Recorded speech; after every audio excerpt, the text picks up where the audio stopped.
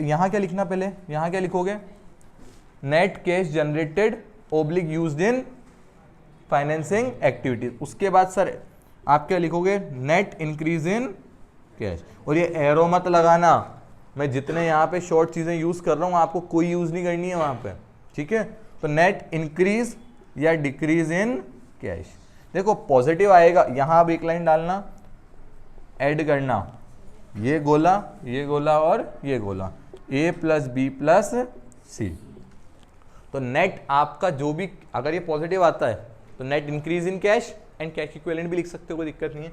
और अगर नेगेटिव आता है तो net decrease in cash. Clear है बात, क्लियर है बात। अब सर आउटर कॉलम में ही आपको ऐड करना है क्या, कैश,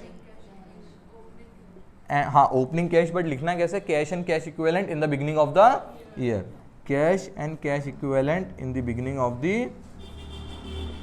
ईयर, ठीक है। ओपनिंग कैश जैसे ही आप ऐड करोगे, नेट इंक्रीज में जैसे ही आप ओपनिंग कैश ऐड करोगे आपको क्या मिल जाएगा, क्लोजिंग कैश, और ये आंसर आपका कर देगा टैली। यहाँ से आपका आंसर टैली होना चाहिए। तो यहाँ क्या लिखोगे, equals to cash, equals to नहीं भी लिखो तो कोई दिक्कत नहीं है, डायरेक्ट लिख दो, cash and cash equivalent at the end of the year.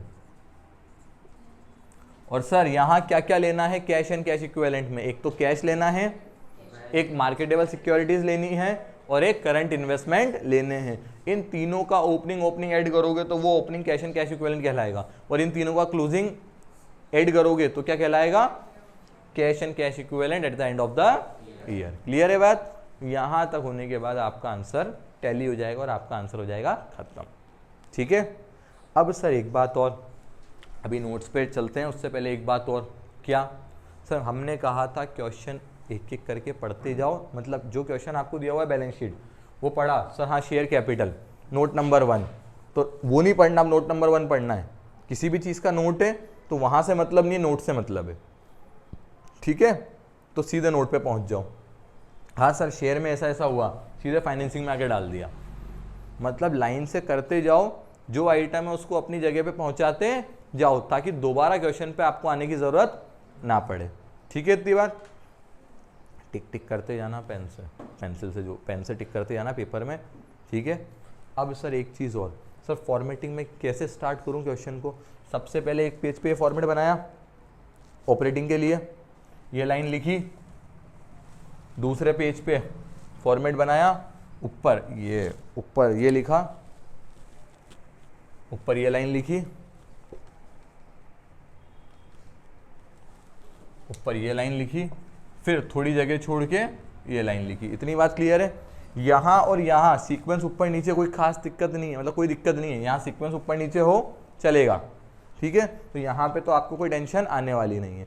यहाँ दिक्कत होती है ना सर, वो करंट असेट करंट लाइबिलिटी बीच में आ गई, पहले करंट लाइबिलिटी आ गई, नीचे आप चलोगे क्वेश्चन में तो share holder fund, non current liability, फिर नॉन करंट एसेट, फिर करंट एसेट आएंगे, तो ऊपर नीचे आपको आइटम मिल सकते हैं। तो सर क्या करना, ये लाइन जो लिखी, एक लाइन में नेट प्रॉफिट लिखा, ये एक ही अमाउंट आएगा ना, बस इसका वर्किंग नोट पे डाला, सीधे वर्किंग नोट नंबर 1। उसके बाद ये लाइन लिखी, ये रिजिट लाइन है, थोड़ी जगह ऐड के लिए छोड़ी, लेस करके थोड़ी जगह लेस के लिए छोड़ी, उसके बाद देखो ऐसे करना, ये थोड़ी जगह ऐड के लिए छोड़ी, ये थोड़ी जगह लेस के लिए छोड़ी, ये ऐसे, और उसके बाद चाहो आप तो एक लाइन ये ऐसे यहाँ पे ड्रॉ कर देना, ये एक लाइन ऐसे ड्रॉ कर देना, ये वाली। इसका मतलब क्या हुआ, यहाँ ऊपर सब कुछ प्लस माइनस करने के बाद ये आ जाएगा आपको, और इसके सामने क्या लिखोगे, operating profit before working capital changes, ठीक है। उसके बाद ये आइटम अपना रफ में लिख लोगे, ताकि सीधे जो भी आइटम यहाँ प्लस माइनस होते जा रहे हैं, जैसे ही बीच में जो आइटम आएगा उसको यहाँ पे प्लस माइनस करके लिखते जाएंगे, ठीक है। बस इतना करना, ये नीचे का मत करना, नीचे तो कोई खास दिक्कत है नहीं, नीचे तो क्या दिक्कत है आपकी, बस ये फॉर्मेटिंग रखना ताकि पढ़ते जाना। यहाँ का आइटम नोट नंबर 1 का नोट नंबर 1 में डाला, ऐड का आइटम यहाँ डाला, लेस का आइटम यहाँ डाला, कोई करंट एसेट करंट लाइबिलिटी का आइटम यहाँ डाला, सारा फॉर्मेटिंग एक बार खत्म हो गई आपकी, पूरा क्वेश्चन की एक बार रीडिंग चली गई पूरी।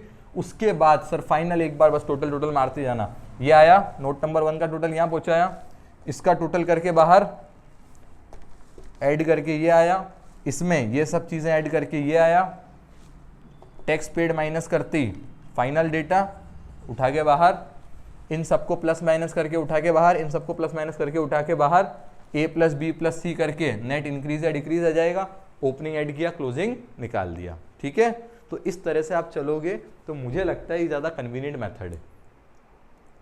बाकी जैसी आपकी प्रैक्टिस है, अगर आपकी प्रैक्टिस है अलग अलग करके करने की वैसे कर लो, एक साथ करके करने की एक साथ कर लो। ठीक है, अब आ जाए नोट्स पे। तो नोट्स हमारे मेनली तो नोट्स सिर्फ इन्वेस्टिंग एक्टिविटीज़ के ही हैं। ठीक है, फाइनेंसिंग का तो कोई खास नोट अपना है नहीं, एक वो आपका प्रोविज़न फॉर टैक्स वाला नोट है, एक वो भी देख लेते हैं।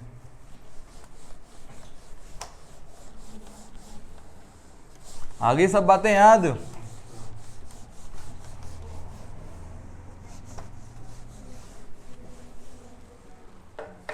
चलो देखो, सबसे पहले हम बात करते हैं फिक्स असेट्स के नोट की।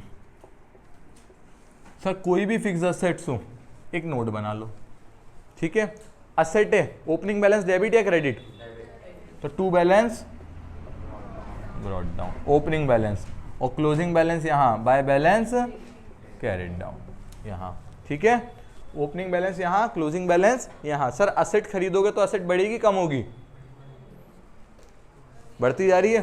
तो टू बैंक मतलब परचेज ऑफ फिक्स असेट्स।